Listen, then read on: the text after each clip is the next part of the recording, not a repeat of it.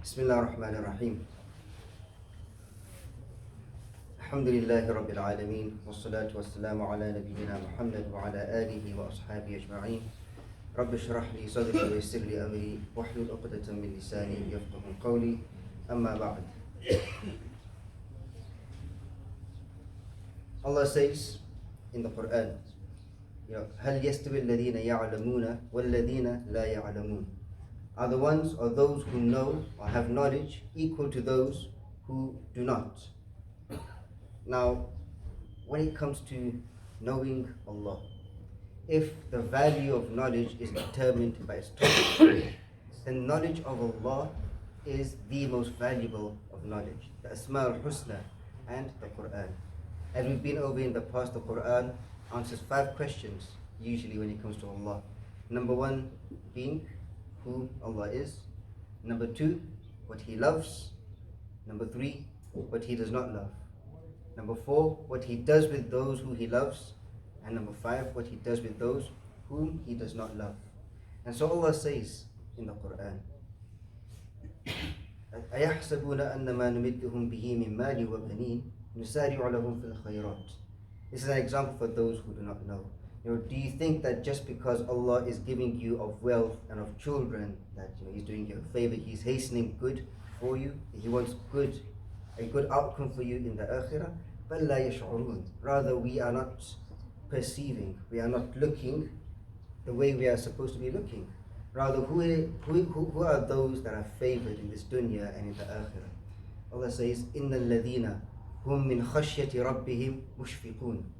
Those who, out of khashiyah of Allah, they have shafaq. Shafaq is a fear of the consequence that could happen, not only with themselves, but with their loved ones. And khashiyah is to fear Allah for who He is, knowing how great and how majestic He is. وَالَّذِينَ هُمْ بِآيَاتِ رَبِّهِمْ يُؤْمِنُونَ. And those who believe in the signs and in the revelations of Allah. وَالَّذِينَ هُمْ بِرَبِّهِمْ لَا يُشْرِكُونَ. Those who do not associate partnership with Allah, whether it's major shirk, whether it's minor shirk, riya. May Allah protect us all from riya. وَالَّذِينَ يُؤْتُونَ مَا آتَوْا وَقُلُوبُهُمْ وَجِلَةٌ. Those who, when they give whilst their hearts are in a state of wajl. Wajl is for it to be in such a panic that your heart starts to palpitate. You start losing your breath. Why? أَنَّهُمْ إِلَىٰ رَبِّهِمْ رَاجِعُونَ. Because these people who give, they know that they are returning to Allah. When this verse was recited, Aisha radiallahu anha asked Muhammad sallallahu alaihi wasallam, is this referring to perhaps the person who's disobedient to Allah, who doesn't pray, who doesn't do anything, maybe the drunkard? And he was like, no. This verse is regarding the one who comes and offers salah, the one who fasts, the one who gives in sadaqah, the one who stays away from sin, the one who is obedient to Allah.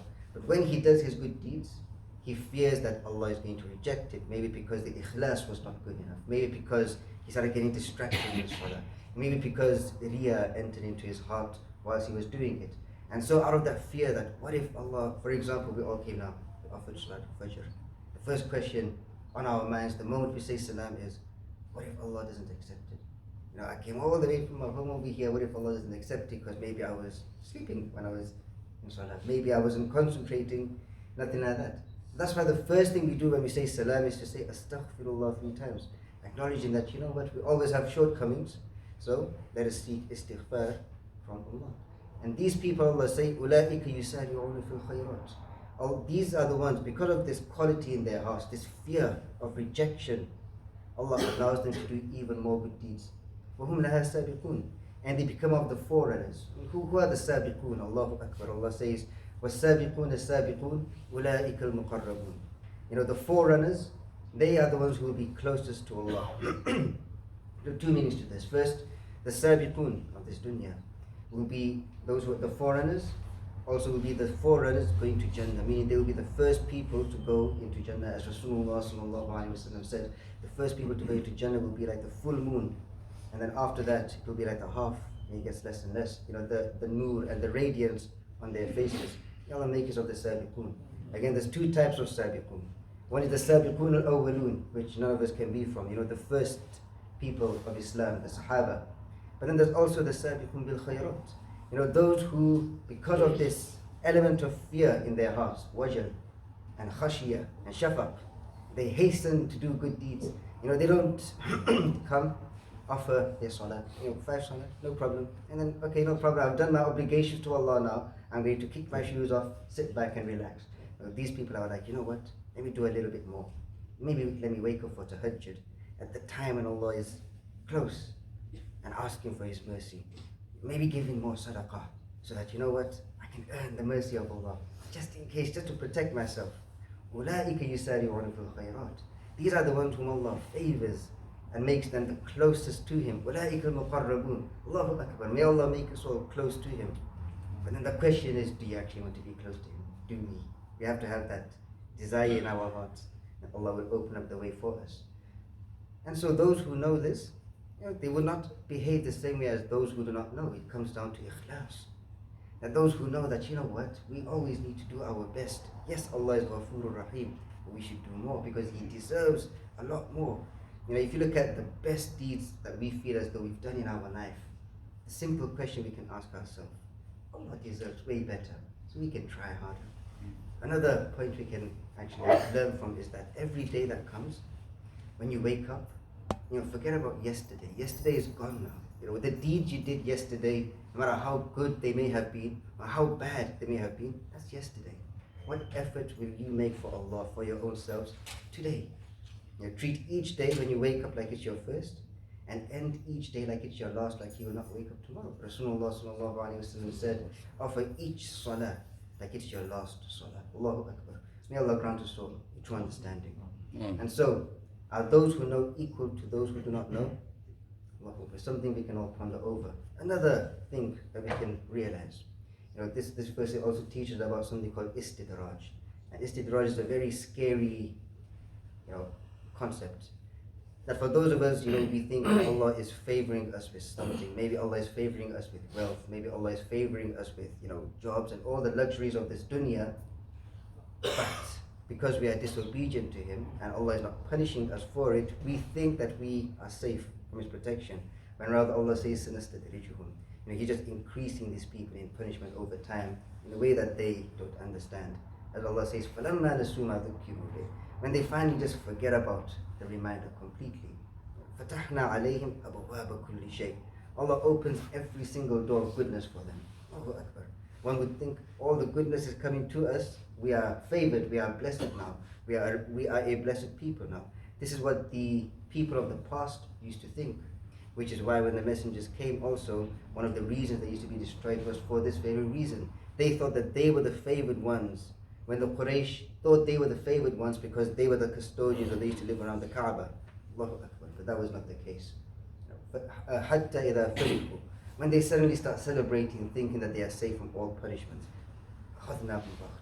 that's when Allah seizes them. At the pinnacle of their joy, that's when Allah seizes them.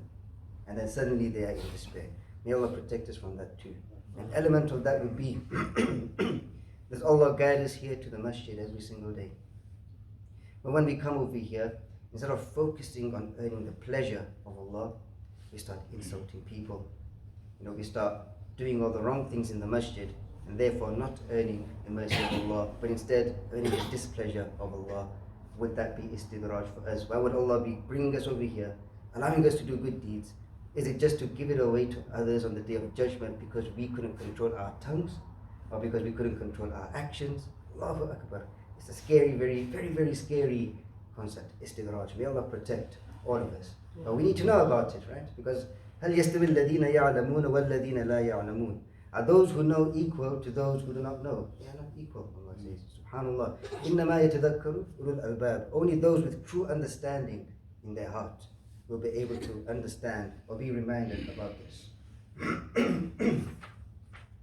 And therefore,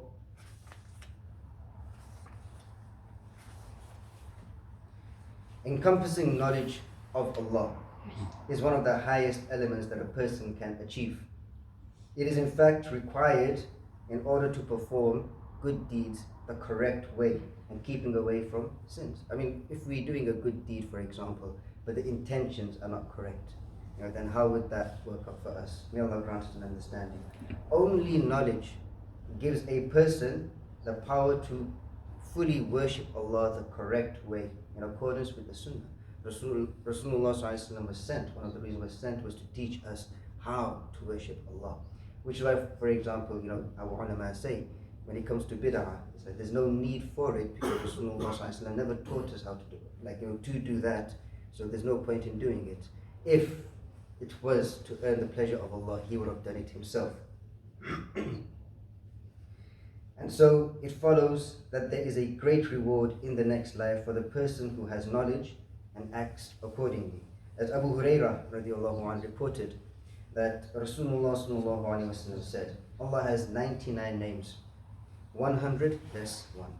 Whoever memorizes and comprehends them will enter Jannah. May Allah grant us all Jannatul Firdaus. And so also learning the Asma al-Husna is not just learning the names. Ar-Rahman, Ar-Rahim, Al-Malik, Al-Qudus, Al-Salam. Many people can do that. Even a Christian can do that. A non-Muslim can do that.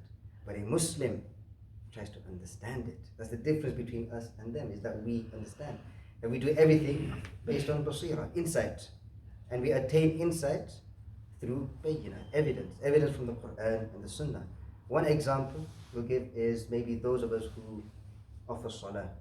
Some of us, we only learn salah from our ustads when we were in madrasa. But we don't know of the evidence of anything, which is why sometimes, again, even in our salah, we may be doing things wrong, or we could be doing things better. But then for those of us who go, we actually try to study the fiqh of salah, or try to see the hadith, so that we know exactly how to worship Allah, exactly how to stand, exactly how to do ruku', exactly how to do sujood, knowing that we're doing this exactly or as close as possible to the sunnah. Again, are those who know equal to those who do not know? It is through knowledge that Allah puts humankind or mankind on the straight path. As we say every single day in Salah, Ihdina Siratal Mustaqim. It is the most important dua that we could ever say.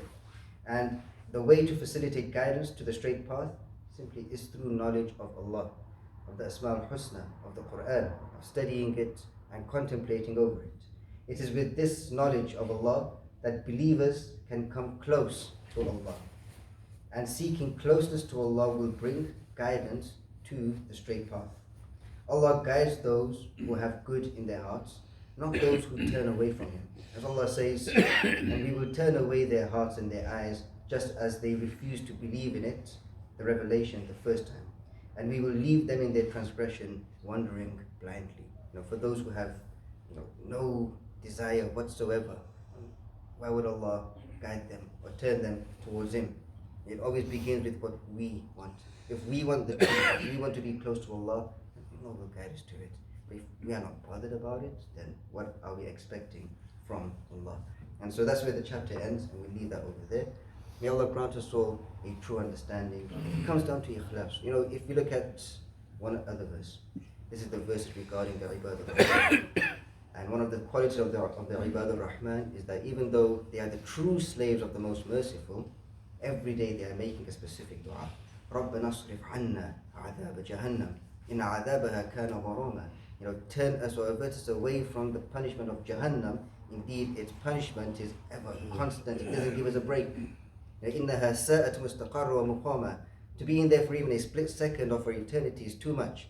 We cannot even go near Jahannam for even a split second, to just keep us far away from it.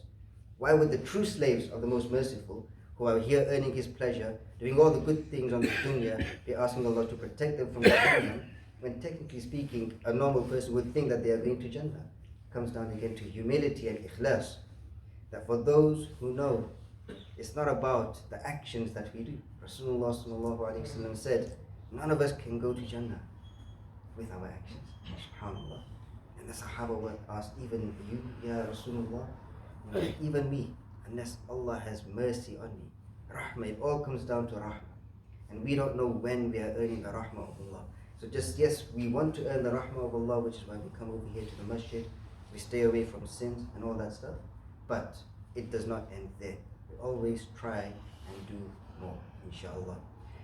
May Allah grant us the benefit of this reminder. May Allah make us of those who are of the al-muhsinin, the excellent ones, making everything perfect and excellent as best as we can, simply and purely for the sake of Allah. Always yearning for nothing more than to meet him on the day of judgment, knowing that he will be pleased with us.